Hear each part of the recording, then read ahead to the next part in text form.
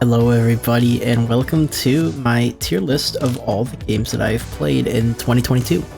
This list isn't very big, but definitely towards the end of the year I played a lot more games. You're gonna see a lot of games here that I've made content on, or have at least mentioned in my content. Next year, I hope that this is much bigger.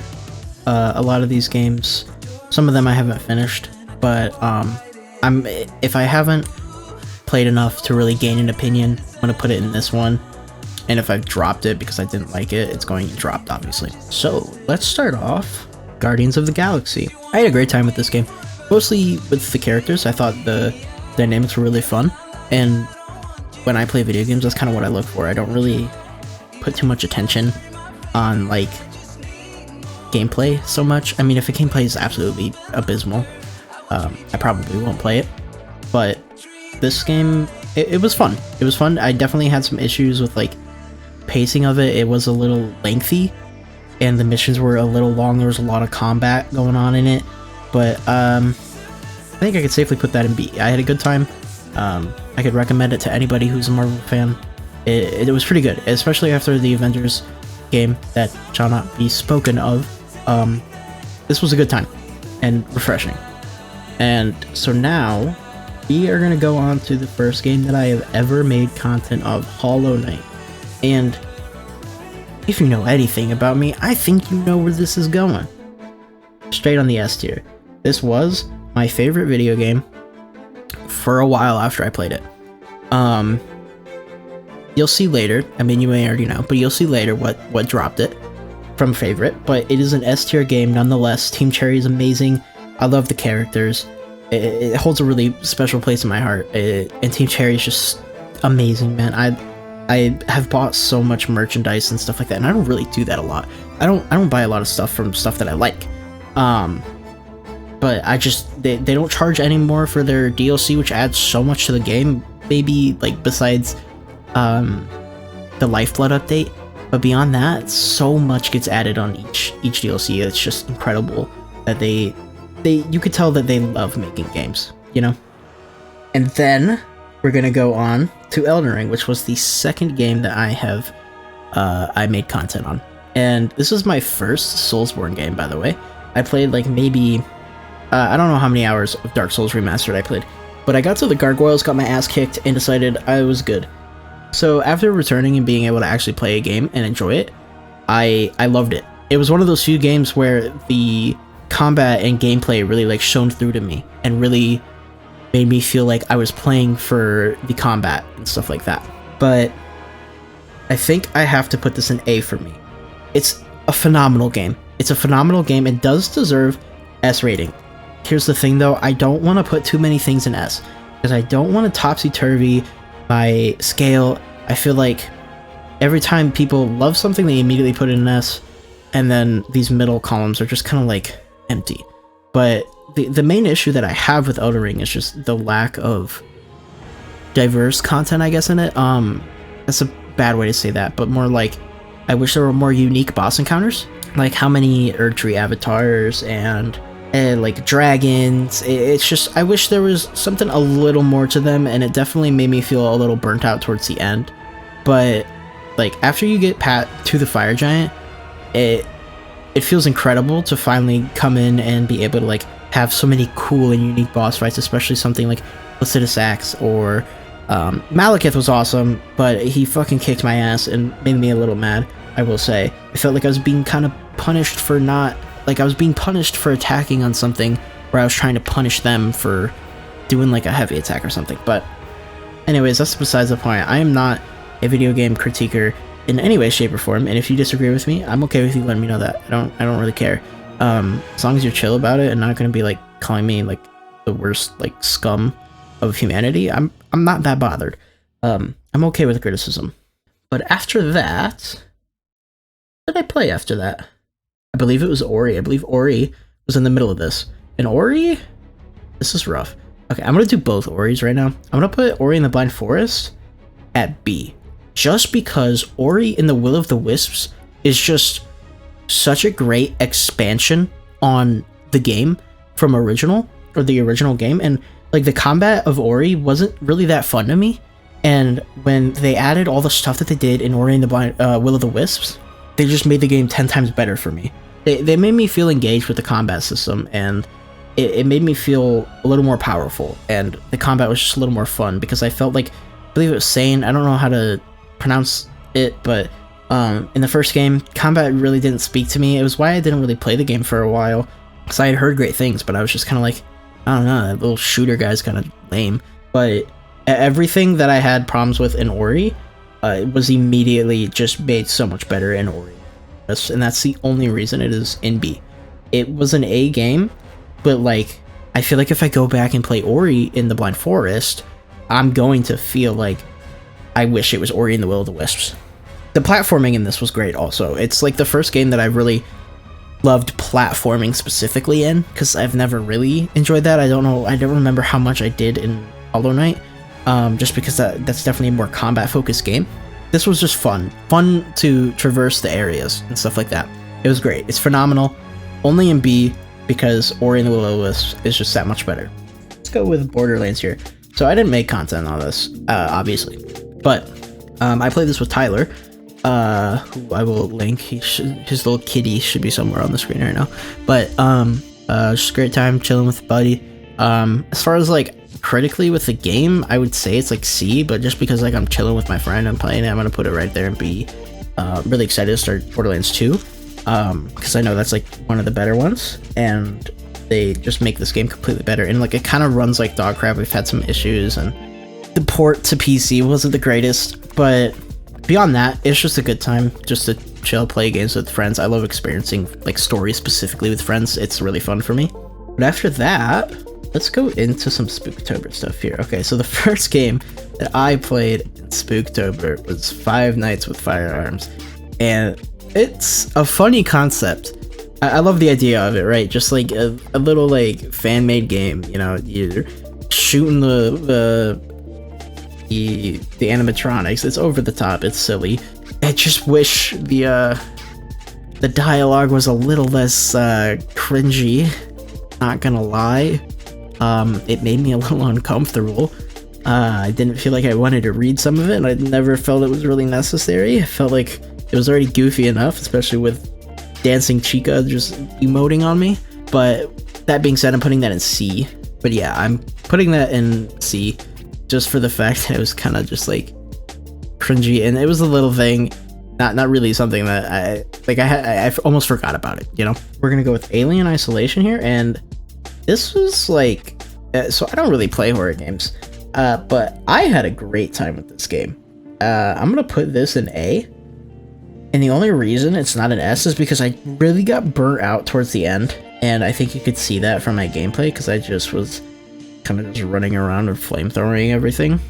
But like, those first few hours were some of the most immersive gaming experiences I have ever had. I mean, the alien wasn't even introduced yet, and I was just absolutely shitting my pants within the first 2 minutes. Like, you wake up and you go to the thing, the board to, or the cockpit to do the meeting, and I was so scared of that original spaceship, and nothing happens on there. There's no jump scares.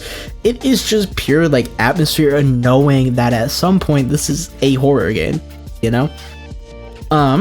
But after that, we have Visage, and Visage, also very, very scary. This game's a little harder for me to put higher, only for the fact that like, I'm not that into puzzle games particularly, and that's kind of what this came down to. I didn't really understand the sanity too much, and I never really, sometimes I felt like I just kind of had to wander, and which is fine. Like, I'm an idiot, so it's fine if I feel like I'm stupid, because it happens so often, especially in puzzle games. So the amount of times that I had to look something up really kind of took me out here. I don't know, like, I just felt like some things were a little more lackluster. I had like, my favorite chapter was probably not Dwayne. I don't know, the second one with the guy who was in the mental institution. I love that chapter a lot. That was probably my favorite. I did like Lucy's too. I think the story also behind the whole connection between them all is so cool. It definitely went straight over my head, but I could tell that there was something there going on, obviously, with like Dwayne and the power or water plant and stuff like that. I had to look up and like explain the plot thing, which is typical for me. Obviously, I've just read through how much of an idiot I am. It ties back to MK Ultra, which really surprised me, but it was really cool. It was really neat, and I loved it. I loved the ending, although I don't know how I felt about Dwayne being able to leave purgatory and go to heaven after killing so many people with his work, and then killing his family out of guilt. Didn't necessarily feel right to me, but there's a lot of good stuff here. I really appreciated the mechanic where you could go down and kill yourself. I just love that. I love that they give you hints without it just being like a hint button. It's really cool. Anyways, Visage goes in high B. Let me organize these a little bit. And then after Spooktober, oh wait, and let me rank Metal Gear Rising. So we're putting that there. Don't hate me, okay? I love the fucking story of this game. I thought it was so cool, and like the combat was really neat too. It's just I had such a hard time with the parries in this game, and it was so evident. I was just playing the game completely wrong off the rip. It was painful, and I never really understood it until I don't know what, like 5-6 hours into the game, which I should have been more than capable of having it completely down by that point. So I just lost so much of that natural progression feel, and I just felt completely washed. So that's the only reason it's in B. Otherwise, I would put it in A. It's just my experience with it, but it's nothing to the detriment of the game. It was just purely me. I want to point out most of this stuff here, especially Elden Ring, most of this is that some of this stuff just didn't interest me as much. It's mostly just down to my opinion alone. I'm not saying these games are worse because of that. Like with Ori is a fantastic game, and I think they deserve to be rated around the same rate. It's just my experience with this game was affected by this game, so that's why it got brought down. After Spooktober, we kind of slowed down on content, and I played a lot more games just in my off time because I was waiting for God of War Ragnarok to come out about 11 days later. So in that meantime, I had played some games. I started off with Moonlighter, which I technically have not finished. It is a roguelite. It's super cute, super cozy. I want to be able to rank it, but I believe by the point that I stopped, it was about the halfway mark. And as far as dungeons wise, but the shop mechanic in this game, super fun. If you haven't seen any of that, it's really cozy and fun. I had a good time. I just wish there was a little more deepness to the combat, but the shopkeeping and combat sections, like balancing wise, was really cool how they tied into each other. I loved being able to run my store. It's like something that I loved doing when I was a kid. In Minecraft, I would make worlds with my friends and like have to try to build like a society.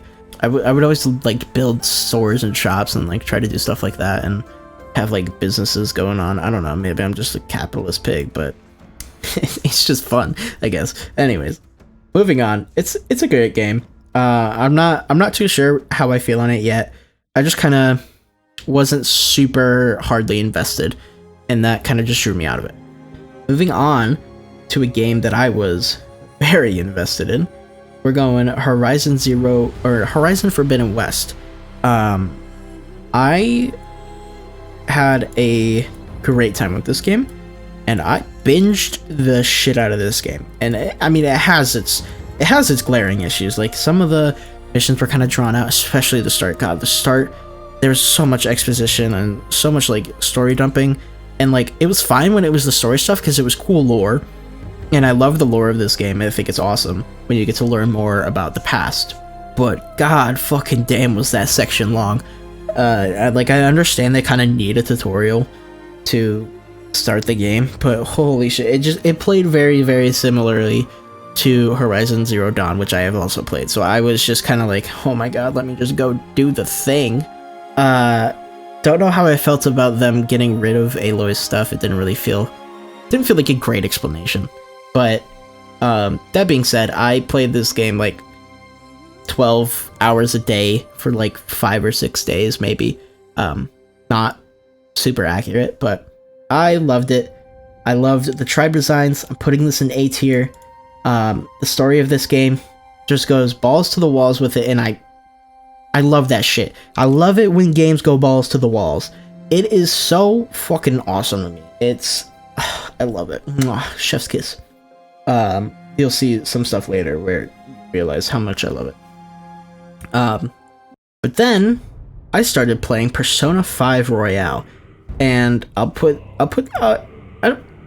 this here for now. Right? I'm just gonna leave it because I started it before Ragnarok came out, beat Ragnarok in about 3 days, and then I went back and I started playing more. And I have a bit of a story to tell with that one. So let's get God of War Ragnarok out of the way first. If you know anything about me or watch any of my channel or know me, this is my favorite game. This is my favorite video game. It has so much emotional stock in my heart. The story, like the feeling of the characters arguing, you could tell that it wasn't just like, you could tell every character was arguing for what they believe in. And it's not always something that you see. Sometimes characters just argue because you need tension or conflict going on in your story. But in this game, it felt like it was all natural. It broke my fucking heart. It hurt so good. It was beautiful. God of War 2018 was my favorite game before Hollow Knight came around. And this just blew it out of the water. I loved it. I loved the new combat that they added. I mean, God of War combat's not really my thing. I'm not gonna lie to you. So just the ability for me to have so much fun in this game really made me happy, because like I said, story is usually my forefront, and that's the only reason why 2018 God of War was my favorite, is because that story was just so near and dear to my heart. Moving on though, going to Persona 5 Royale. So obviously, if you could put it together, played Horizon for like 12 hours a day, and then I played God of War Ragnarok, beat it in 3 days, put in, I don't remember how many hours, I'll put it up on screen, maybe, I don't know. And I'm probably like 15-20 hours into Persona 5 Royale by this point.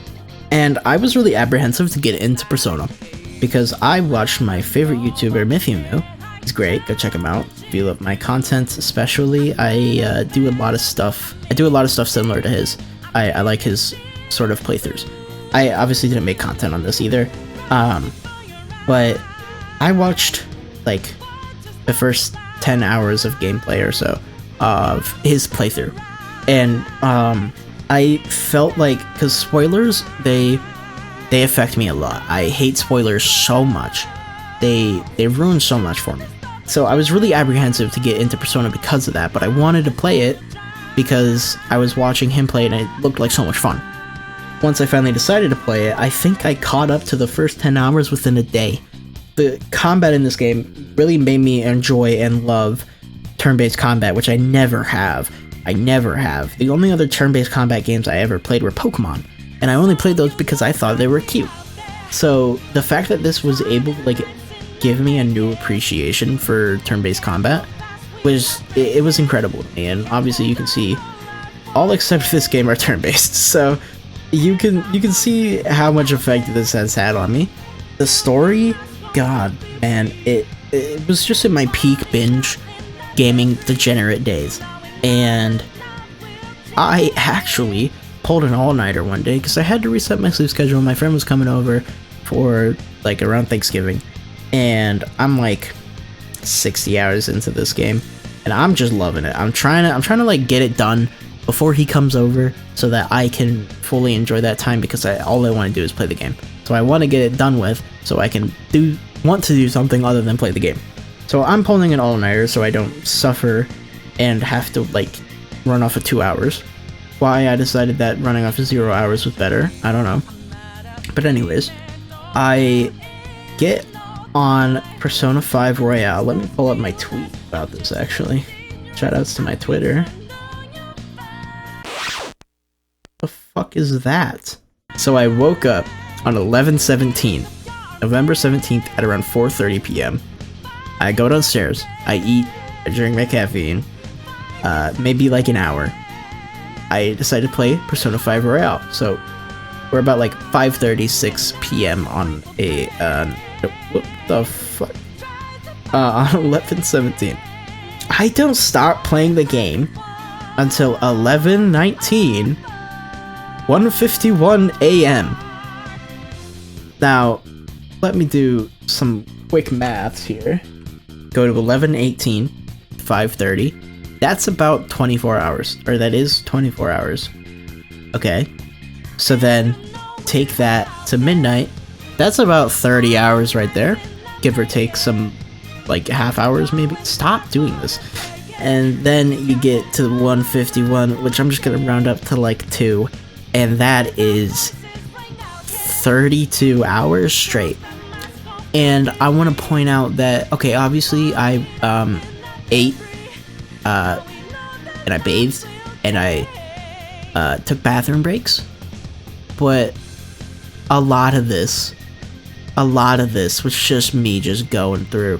And I thought this was the end of it, because I thought, I didn't know about the third semester that Royale had added to Persona 5. So I was losing my mind, trying to get to a good place to stop, and then the third semester story starts kicking up, and I'm literally texting my friend, and I'm like, dude, there's still fucking more to this game. And I'm like 78 plus hours into the game by this point. I'm like, holy fucking shit, I knew it was long, but Jesus Christ. But, I mean, damn, was the game fucking good. Tell you what, I'm putting it right there. It's going above Elden Ring. I'm sorry, Elden Ring. I loved this game. There's obviously so many issues with it, right? You have, some of the characters were a little meh. The way I felt playing this game, oh, and by the way, when I beat Vanilla Persona 5, like, the Vanilla Persona 5 game inside of Royale, basically, I started crying, and my eyes were so dry that I had to pry them open because the tears hurt. It felt like I was crying bleach. It was terrible. But, God, this game, the ending, the balls to the wall shit that I was talking about with Horizon, take that times 10. I didn't know, this is my first experience with an Atlus or Persona game, and I did not know that these things typically had something to do with God, or the god of whatever going on at that time. So I thought this was just a game about kids becoming themselves and fighting against society, and I was like, damn, this is tight. Because I just love stuff, I love stuff like that, like, the idea of like your heart actually changing something, you know? But holy shit, when they straight up rolled up on God, I was lost. I was so lost, and when I was literally just fighting archangels, I was like, what? What is going on, man? And God, I love shit like that. It's why I love Fire Force. I'm not gonna go into why I love Fire Force so much, but it has the same aura of chaos as chaos as this does. It's just beautiful, beautiful chaos. But that led me to try out Persona 5 Strikers, and I mean, this image is pretty cut off, but I dropped this game. You know, I didn't enjoy the combat, and I kind of just wanted more Persona 5 Royale, or I call it Royale, but it just rolls off the tongue better, you know. But I didn't really get that, and I didn't really care too much for the story because it felt kind of shoehorned. But yeah, I didn't really care for this too much, so I dropped it maybe after like 2 hours. But that, my experience with Persona 5 Royal enticed me to Persona 4 Golden. And at this point, I have not technically finished this game. I am in the third semester story going on that Golden has added. I have done the like vanilla game, and I'm gonna put this. I'm gonna put that there. Don't get me wrong, the characters of this and the persona designs, like, they're they're my favorite out of any that I've seen so far. Like, I fucking love Kanji with my whole heart. He's my favorite Persona character ever right now, right? It just, after playing Persona 5 Royal, yeah, Royal was right, nice job. I miss baton passes, and by this point I had also played a little bit of Shin Megami Tensei 3, and Shin Megami Tensei 5.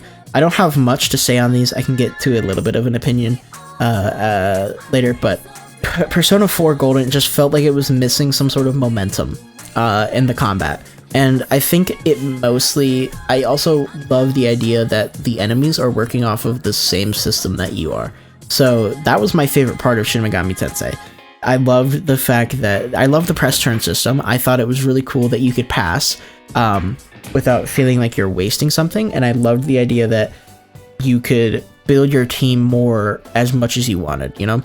Because with Persona, you're limited to your party character. Just fucking slap my mouse. You're limited to your party characters in Persona, right? But in Shin Megami Tensei, you have your own spells basically. It's not a really Persona thing, and you're able to use the demons as party members, and I like that a lot, and I do like that a lot still. So when I was trying to build in Persona 4, I was just kind of lost because I couldn't baton pass. So I didn't have much party synergy, which really just kind of made me feel like it dragged a lot.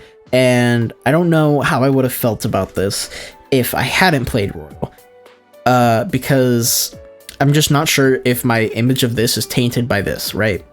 That's something that I was just talked about with Ori. This experience was fucking amazing, but the fact that I had this one made this one kind of go down a rank. I loved a lot about it. It was just, there were so many times that I felt like the combat was just lame because I couldn't really focus weaknesses as much as I wanted to because I couldn't pass my turn. And every time that I was given a new turn, if it wasn't on anybody but the protagonist, I felt stuck. And even then, you can only change your persona one time. So if I didn't have the element that I need, I still felt stuck, and it just didn't feel as rewarding. And there were a lot of bosses that just weren't weak to anything. Now, I if you can see here, I have Persona 4 Golden Thoughts. I may be making a video on both of these games. I have no idea, but I'm just writing down my thoughts as I go along. Maybe I'll just get into that later. I'm rambling a lot, sorry. But that leads me to Pokemon Soul Silver. I'm doing a hardcore Nuzlocke of this game, and I'm putting it in haven't finished, but I do want to talk a little bit about this. As I said earlier, I have only played Pokemon for the cuteness of them, but the Nuzlocke has honestly made me had a lot of fun, and it has affected my enjoyment of Scarlet. And I'll get into that later. I love the challenge that comes with it, and it makes me think. It makes me think a lot. Something with that Persona 5 did. I didn't really have to think. The game was a little easy, and I did like that they have a difficulty scaler. I don't know how Pokemon doesn't have a difficulty scaler going on, especially with how much of an audience for this stuff that they have. I mean, how large is the Nuzlocke community, stuff like that. But it's fun to feel like I'm so smart. And I'm also just like not Googling a lot. Like I could look up their movesets and be a total nerd about it and like play like a game of chess against them. But I kind of like the unknown aspect of it. It makes me feel a little powerless. I don't know why I'm into that. But anyways, I'm having a great time with it. And it is affecting... I've played more of this so far because I've just been playing it in my spare time. But it is making me feel very like... I'm going to give my opinion on this. I haven't finished it completely. But I'm just going to put it in C now and state my views on it so far. Obviously, the game runs like shit. First off, it's really annoying how shit it runs. It was literally giving me headaches for how many frames I was getting, and how just like I feel if the game ran better, I would be so much more motivated to play it, because I feel like it takes so much time to do anything in it. The loading screens are just really long. The UI, I don't know why they didn't take the UI from Pokemon Sword and Shield. I actually loved Pokemon Sword and Shield. I had a lot of fun with that, but I don't know. And I'm loving what they do with the terastallizing. I think it's a whole hell of a lot more interesting than Gigantamaxing. I think Gigantamaxing was fucking lame. I think they've expanded on combat a little more because of that, and you can play with typings a lot more, and I think that's really cool. And I'm loving some of the Pokemon that they have in it. I mean, Tinkaton is fucking awesome. Like this little unhinged fucking crazy. I love her. I love Tinkaton. I love Lokieks. He's fucking great. Ooh, this is some cool. That's cool. I love this guy. He's fun to use. Bug Dark type. Pretty cool. He's really like he's a staple in my team right now. I love this character. It's Capsakid's Scolvillian. I think it's pretty neat. I like the play on the whole pepper thing. I think it's cool. Obviously, there is some stumbles in the Pokemon design this generation. You have literally just Flamingo, Flamigo. They just removed one letter, which is interesting. But I mean, the character design in Pokemon has always shown through, and it doesn't cease.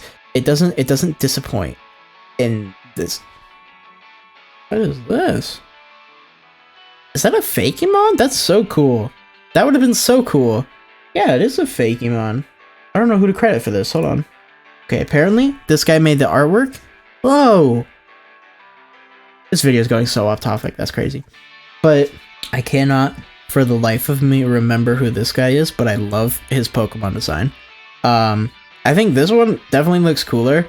I think that robot Pokemon just aren't really my thing. I don't know. I don't really like them as much. I think it's kind of weird.